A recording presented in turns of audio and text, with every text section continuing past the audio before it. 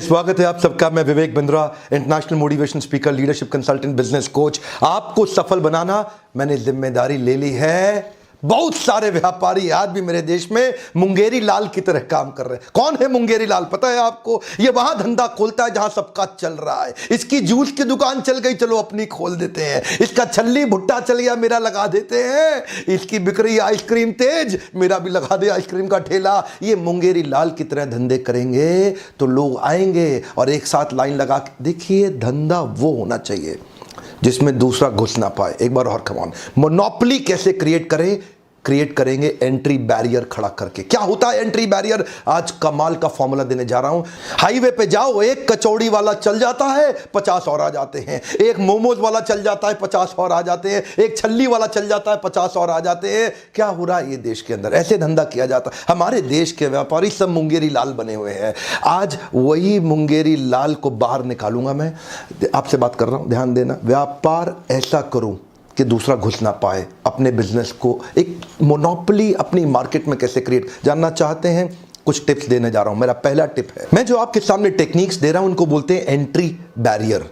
क्या कहते हैं? Entry barrier. अपने व्यापार को कुछ ऐसा बना दो कि दूसरा वाला पीछे से घुस ना पाए। ये देखिए, ये नीला समुद्र है, ये लाल समुद्र है। इधर सब के सब आपस में लड़ रहे हैं। इसने एक बैरियर क्रिएट किया, ये आगे निकल गया, बाकी पीछे रह गए। अपने व्यापार में आगे निकलना चाहते हो? सारे टिप्स देखना ध्यान से। ये आगे निकल गया, बाकी पीछे, आपस में एक दूसरे कट थ्रोट। क्या बोल रहे हैं? कट थ्रोट, एक दूसरे का गला काटने में लगे। क्या आपके साथ भी डिस्काउंट देना पड़ता है आपको? उधारी देनी पड़ रही है आपको? ये डिस्काउंट उधारी सब बंद। आज धंधा करेंगे कैश में, मुनाफा कमाएंगे मोटा। ध्यान दीजिए आगे कैसे निकलना है। मेरा पहला पॉइंट है इंटेलेक्चुअल प्रॉपर्टी प्रोटेक्शन। क्या अर्थ हुआ इसका? कोका कोला का एग्जाम्पल देते हैं आपको। कोका कोला क्या है? एक ऐसा सोल्यूशन सिरप बनाया है कोका कोला ने। अपनी कोल्ड ड्रिंक खुद नहीं बनाता, बॉटलर को बोलता है कार्बोनेटेड पानी मिलाओ, चीनी मिलाओ मेरे सिरप में। उसके सिरप के बारे में 1891 से शुरुआत करी, आज तक सिरप के बारे में किसी को नहीं पता कि कोई जानता ही नहीं उसका सिरप कैसे। इसको क्या बोलते हैं? Trade secret. एक्चुअल फॉर्मूला आज तक कुछ ही गुमनाम लोगों को पता है, और वो गुमनाम कौन है? उनका कोई नाम नहीं, उनकी कोई पहचान नहीं। कर्नल सैंडर्स ने भी केएफसी के अंदर ऐसा ही ट्रेड सीक्रेट जनरेट किया अपनी सीक्रेट रेसिपी के साथ में। किसी को नहीं पता चलता, लेकिन बिजनेस बहुत स्केल अप कर दिया। क्या आपके बिजनेस में भी आप कुछ ऐसा कर सकते हैं जिससे एंट्री बैरियर जनरेट हो जाए? कुछ एग्जांपल आपके लिए तुरंत अप्लाई होंगे, कुछ आपको सोचने पड़ेंगे। मेरा अगला पॉइंट सुनिए, patent and licences. Patent and licences ये यूरोपियन अमेरिकन कंपनीज बहुत करती हैं। अच्छा, हमारे देश में भी कुछ मुंगेरी लाल, चवन्नी लाल उसको बना लेते हैं, लेकिन डर के मारे किसी को पता ना लग जाए, किसी को पता, धंधे में केवल अपने बेटे को बिठा लेते हैं। पेटेंट एंड लाइसेंसेस की मदद से धंधा बहुत स्केल अप हो सकता है। फार्मास्यूटिकल इंडस्ट्री में इसका बहुत इस्तेमाल किया जाता है। एक्चुअली ये ओनर को एक राइट देता है, जिस राइट के चलते कोई दूसरा कॉम्पिटिटर उस प्रोडक्ट को ना तो बना सकता है ना बेच सकता है। फार्मास्यूटिकल इंडस्ट्री के अंदर दो प्रकार की मेडिसिन बनती हैं, एक है जेनेरिक और दूसरी है मॉलिक्यूल। जेनेरिक मतलब जनरल, जो सबके पास है। मॉलिक्यूल मतलब आपने अपने आर&डी के अंदर वो स्पेसिफिक आइटम बना ली जिसका आपने पेटेंट ले लिया। अब 10 रुपए की आइटम आप 1000 रुपए की बेच रहे हैं, लेकिन कोई कंपटीशन घुस नहीं सकता। एंट्री बैरियर क्रिएट कर दिया। एंट्री बैरियर भी क्रिएट किए जा सकते हैं अगर आप छोटे छोटे छोटे छोटे आर&डी सेंटर बिल्ड कर ले अपनी कंपनी के अंदर, अपनी ऑर्गेनाइजेशन के अंदर। आपको लगता है मुश्किल, अभी सुनते रहिएगा। आसान आसान कई तरीके हैं, और एक ऐसा तरीका है जो आपको सफल पक्का बना देगा, वो लास्ट में बताऊंगा। अगला वाला एग्जाम्पल तो आप रोज अपने जीवन में देख रहे हैं, डिस्ट्रीब्यूशन नेटवर्क। ये डिस्ट्रीब्यूशन नेटवर्क भी एंट्री बैरियर क्रिएट कर देता। जानना चाहते हैं कैसे? नोकिया का डिस्ट्रीब्यूशन नेटवर्क बड़ा था, लेकिन अंदर से खोखला, कमजोर था। नोकिया अपने डिस्ट्रीब्यूटर रिटेलर को 15-15, 20-20, 25-25 रुपए दिया करता था मार्जिन में। लोग इंतजार कर रहे थे कोई आ जाए नोकिया को पीटने के लिए, रिटेलर, क्योंकि रिटेलर थके हुए थे। 20 रुपए के मार्जिन पे मोबाइल बेचा करते थे। नोकिया ने ध्यान नहीं रखा अपने डिस्ट्रीब्यूशन नेटवर्क का, लेकिन वहीं कौन आ गए? Oppo, Vivo. Highest margin they रहे हैं आज, सबसे बड़ा मार्जिन दे रहे हैं। किसी भी रिटेल की दुकान पे चले जाओ, वो बोलेगा सबसे बढ़िया मोबाइल ओप्पो का है, ले लो। सबसे बढ़िया मोबाइल ओप्पो का है, ले लो। ओप्पो वीवो की वो तारीफ करता है। क्यों? ओप्पो वीवो ने आज डूबते हुए रिटेलर को ऐसे रिटेलर को जिसको फांसी लग जाती, मर जाता बेचारा, क्योंकि उसके पास मार्जिन नहीं था, खर्चे के लिए पैसा नहीं था। आपको पता नहीं मोबाइल जो का धंधा है ना, बहुत कम मार्जिन का है। मोबाइल में बहुत ज्यादा मार्जिन नहीं होता, लेकिन ऐसे मोबाइल रिटेलर को बचाने के लिए ओप्पो और वीवो आए हमारे देश के अंदर। उन्होंने डिस्ट्रीब्यूशन नेटवर्क पावरफुल बिल्ड कर दिया। आज रिटेलर, डिस्ट्रीब्यूटर ओप्पो वीवो की तारीफ करते हैं, क्योंकि उन्होंने उनका ध्यान रखा है। आज ओप्पो वीवो ने डिस्ट्रीब्यूटर रिटेलर्स की जिम्मेदारी उठाई है, और आज डिस्ट्रीब्यूटर रिटेलर ओप्पो वीवो के लिए बहुत लॉयल हो गए हैं। बाकी सारी हैंडसेट कंपनी के लिए एंट्री बैरियर क्रिएट हो गया है। क्या हो गया है? Entry barrier. इसको बोलते हैं एंट्री बैरियर।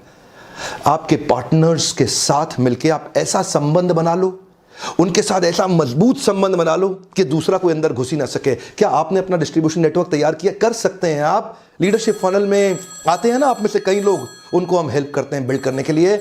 लेकिन अगर आप नहीं आ सकते तो कम से कम वीडियो देखिए।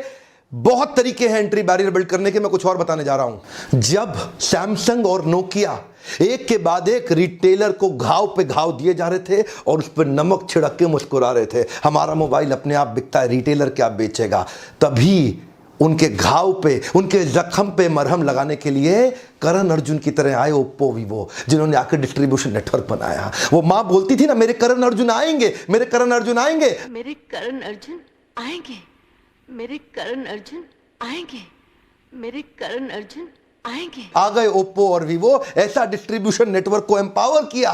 एक एक रिटेलर बोला, देखो देखो हमें बचाने वाले करण अर्जुन आ गए हैं। ओप्पो वीवो की इंटेलिजेंस देखिए, डिस्ट्रीब्यूशन नेटवर्क को इतना एम्पावर किया, रिटेलर उनका साथ दे। क्यों नहीं देगा? क्योंकि उन्होंने रिटेलर को बचाया है। डूबते हुए रिटेलर को ईमानदारी से इज्जत दी है, उसको सपोर्ट दिया है, इसीलिए आज एंट्री बैरियर आ गया।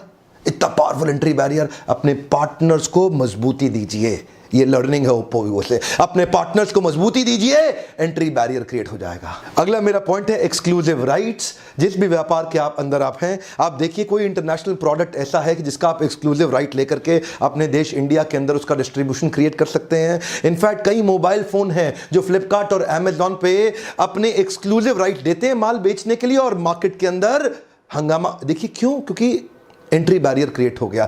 जैसे एमआई के फोन, मोटोरोला, लेनोवो, ये एक एक महीने के लिए अपने प्रोडक्ट को एक्सक्लूसिव केवल फ्लिपकार्ट को देते हैं या अमेजॉन को देते हैं। फ्लिपकार्ट ने तो काम ही ये कर रखा है, 70% जब भी एक्सक्लूसिव धंधे का काम आएगा तो फ्लिपकार्ट ले लेता है। ये उसका तरीका है बिजनेस करने का। एंट्री बैरियर क्रिएट कर दिए। देश के सारे रिटेलर तंग होते रहते हैं फ्लिपकार्ट के कारण। जितने मोबाइल रिटेलर परेशान हैं फ्लिपकार्ट और अमेजॉन से। अमेजॉन थोड़ा पीछे है, वो 30% लेता है। फ्लिपकार्ट सबसे ज्यादा एक्सक्लूसिव सेल्स की डील्स उठा लेता है मार्केट के अंदर। ये भी एंट्री बैरियर क्रिएट करने का तरीका है। कोई भी आपकी इंडस्ट्री के अंदर ऐसा प्रोडक्ट जो अभी भारत देश में नहीं बिक रहा, उसका जो भी ओरिजिनेटिंग कंट्री है, उस कंपनी को वहां कांटेक्ट करके उसके एक्सक्लूसिव इंडिया सेलिंग राइट्स, अगर आप में दम है तो आप ले सकते हैं। एंट्री बैरियर क्रिएट हो जाएगा, कोई कंपटीशन आपके अगेंस्ट खड़ा नहीं हो पाएगा। अगला मेरा पॉइंट है economies of scale.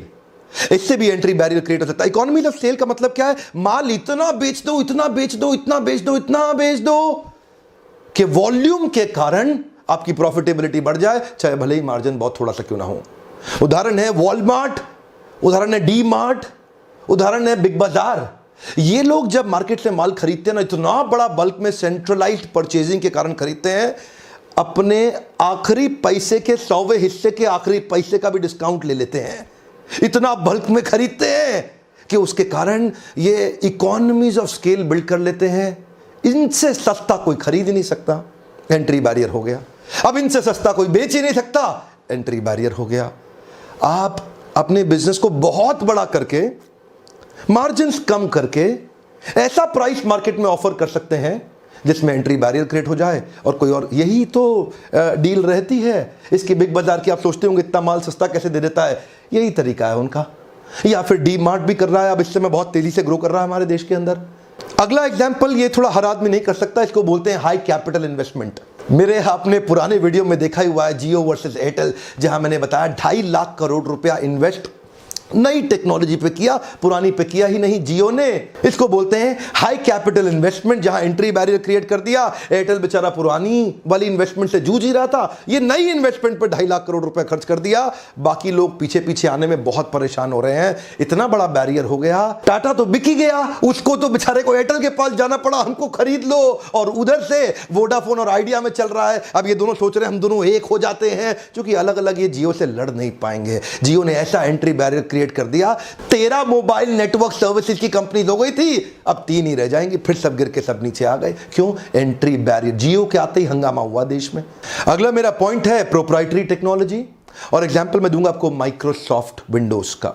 Microsoft Windows के कई वर्जन हैं, सारे वर्जन अगर आप देख लें तो उनका मार्केट शेयर आज अबाउट 90% है। No doubt, Bill Gates has 90% gross margin also because of the proprietary technology. Therefore, he is the richest billionaire in the world. Richest billionaire in the world. जानते हैं क्यों? इसी को बोलते हैं एंट्री बैरियर। आपके लिए थोड़ा आसान तरीका, एक्सीलेंट कस्टमर सर्विस। एग्जाम्पल बहुत हो सकते हैं, लेकिन मैं जुबिलियंट ऑर्गेनोसिस की company called brand Domino's pizza, more than 60% market share organised industry के अंदर, delivering piping steaming hot pizza at your doorstep in less than 30 minutes और फॉर फ्री। क्या एक बार और?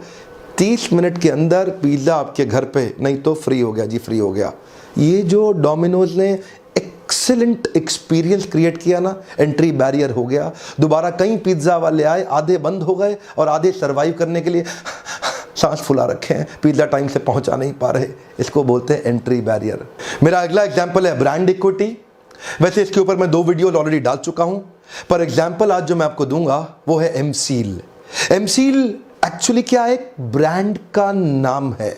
एमसील प्रोडक्ट का नाम नहीं है। एक बार और, सिनोनिमस ब्रांडिंग का एग्जांपल है। देश का नमक टाटा, ठंडा मतलब कोका कोला, नूडल मतलब मैगी, एडेसिव मतलब फेविकॉल। आज इतनी सारी सिनोनिमस ब्रांडिंग हो रखी है, उससे एंट्री बैरियर जनरेट हो जाता है। एमसील ने भी एंट्री बैरियर जनरेट कर दिया। एमसील होता क्या है? एक्चुअली प्रोडक्ट को बोलते हैं एपॉक्सी कंपाउंड, लेकिन प्रोडक्ट के बारे में किसी को नहीं पता। वो ब्रांड इतना पॉपुलर हो गया कि प्रोडक्ट एपॉक्सी कंपाउंड का नाम तक किसी को नहीं पता। एंट्री बैरियर हो गया। जिसको खरीदने की जरूरत पड़ेगी बोलता भैया एमसील देना, भैया एमसील देना। कभी नहीं बोलता एपॉक्सी कंपाउंड देना, भैया एमसील देना। एंट्री बैरियर हो गया बाकी सारे ब्रांड्स के लिए। आपने वो पुरानी एड देखी थी?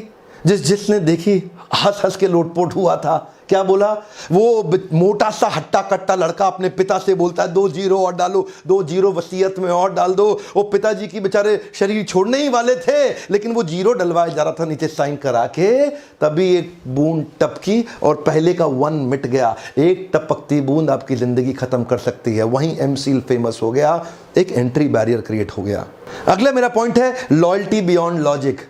और आपको पता है ना, मैं हर पॉइंट के पीछे केस स्टडी देता हूं।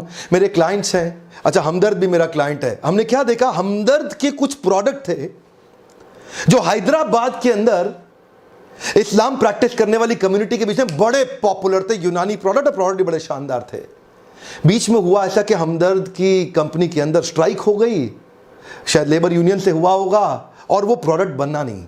इतने में पीछे बैद्यनाथ ने तैयारी मारी, बैद्यनाथ लेके अपने प्रोडक्ट पहुंच गया। लो भाई हमदर्द तो है नहीं, मेरा ले लो, मेरा ले लो। लोगों ने लेना तो शुरू कर दिया, लेकिन जैसे ही हमदर्द वापस आई, लोगों ने बैद्यनाथ को फिर से भगा दिया और फिर से हमदर्द का प्रोडक्ट लेना शुरू कर दिया। इसको क्या बोलते हैं? Loyalty beyond logic. कुछ मार्केट के अंदर, कुछ रीजन के अंदर आप लॉयल्टी बियॉन्ड लॉजिक जनरेट कर सकते हैं। जैसे इस्लाम प्रैक्टिस करने वाले लोग हमदर्द में बहुत फेथ रखते हैं, वो लॉयल्टी बियॉन्ड लॉजिक है। बेचारा आया तो था बैद्यनाथ, लेकिन कुछ कर नहीं पाया। ध्यान दीजिएगा, रीजनल लॉयल्टी बियॉन्ड लॉजिक भी हो सकती है, जो मैंने पिछले वीडियो में बताया। राहुल गांधी की अमेठी के अंदर लॉयल्टी बियॉन्ड लॉजिक है। कोई भी आ जाओ, राहुल गांधी को अमेठी में हरा नहीं सकते। ऐसे कई उदाहरण हो सकते हैं, रीजनल हो, नेशनल हो। आपकी मार्केट के अंदर भी आप ऐसी सर्विस क्रिएट कर दो, लोग आपको लेके लॉयल हो जाएं। कोई भी आ जाए, आप ही से माल लेंगे, किसी और का लेंगे नहीं। ये एक एग्जाम्पल था केस स्टडी का।